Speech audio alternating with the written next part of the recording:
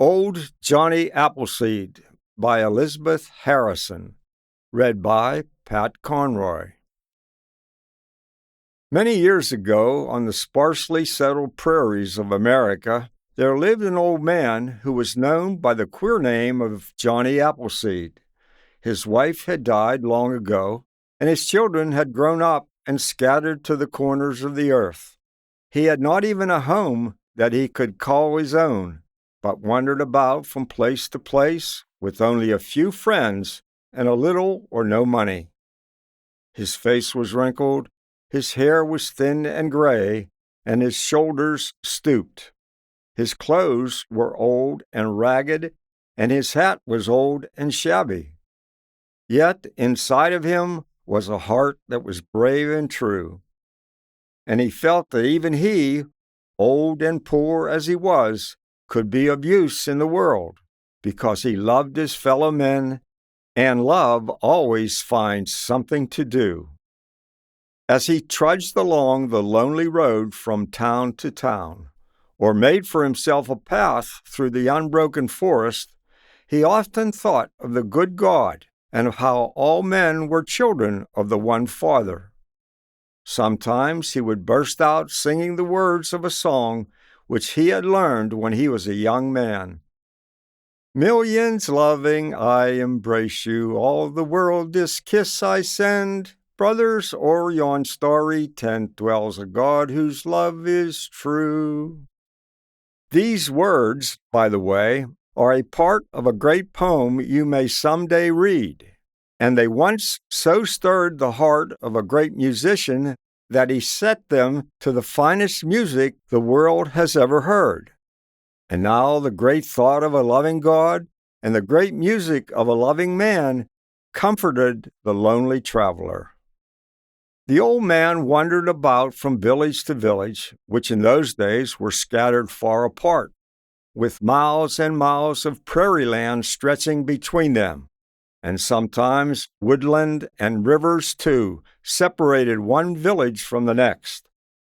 At night, he usually earned his crust of bread and lodgings by mending the tea kettle or wash boiler of some farmer's wife, or by soldering on the handle of her tin cup, or the knob to her teapot, as he always carried in one of his coat pockets a small charcoal stove and a bit of solder.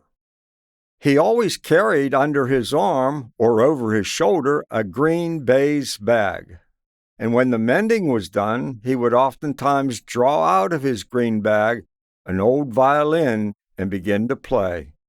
And the farmer, as well as his wife and the children, would gather around him and listen to his strange music.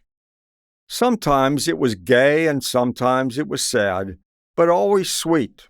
Sometimes he sang words that he himself had written, and sometimes the songs which had been written by the great masters. But mending broken tinware and playing an old violin were not the only things he did to help the world along.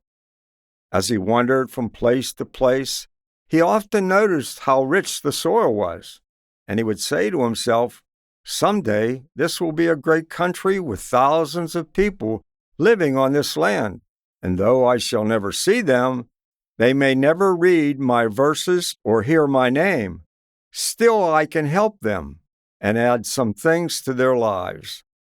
So whenever a farmer's wife gave him an apple to eat, he carefully saved every seed that lay hidden in the heart of the apple. And the next day, as he trudged along, he would stoop down every now and then and plant a few of the seeds, and then carefully cover them with the rich black soil of the prairie.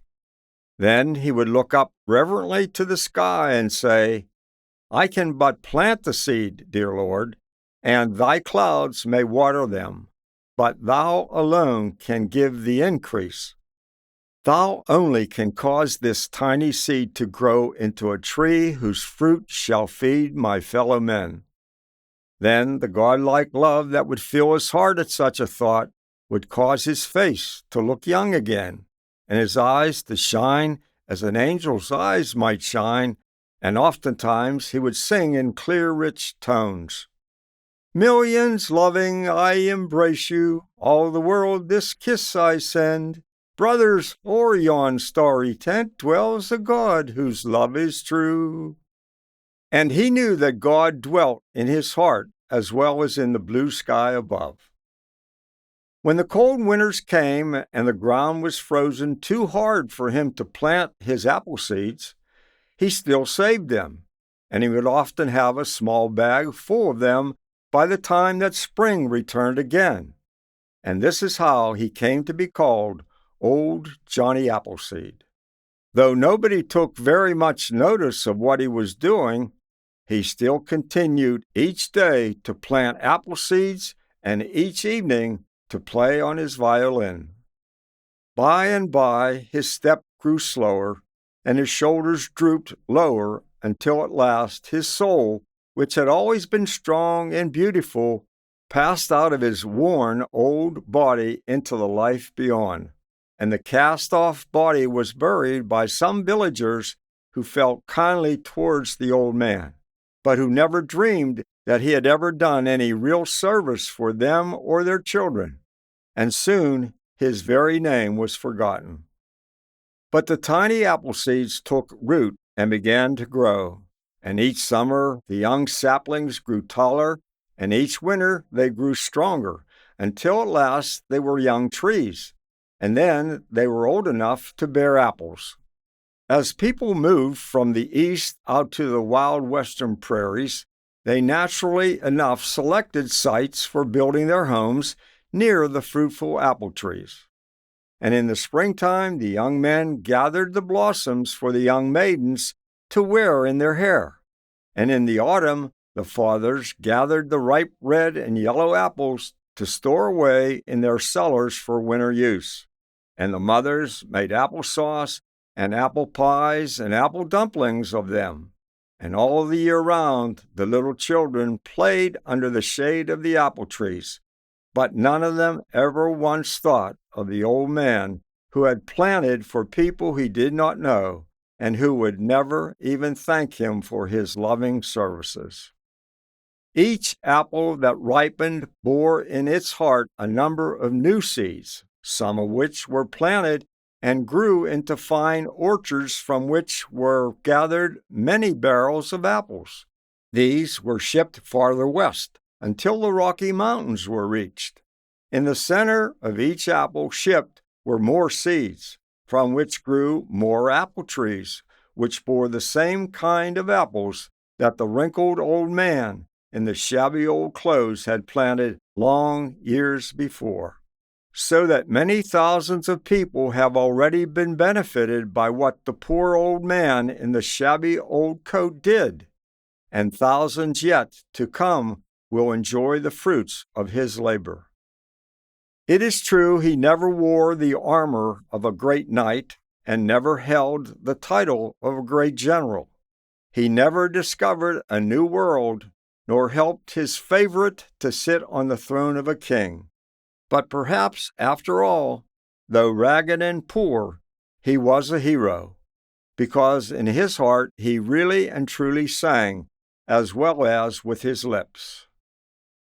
Millions loving, I embrace you, all the world this kiss I send. Brothers, o'er yon starry tent dwells a God whose love is true. For the greatest of all victories is to learn to love others even when they do not know it. This is to be godlike, and to be godlike is to be the greatest of heroes.